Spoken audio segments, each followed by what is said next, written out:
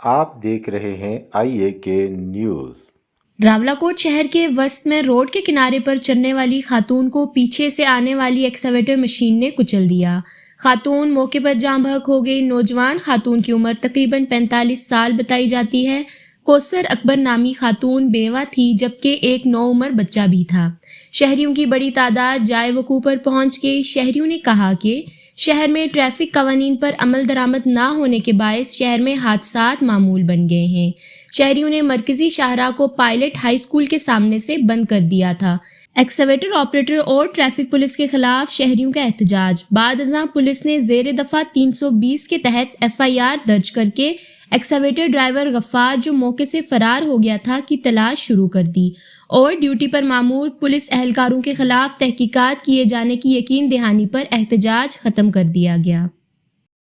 تازہ ترین خبروں کے لیے دیکھتے رہیے آئی اے کے نیوز۔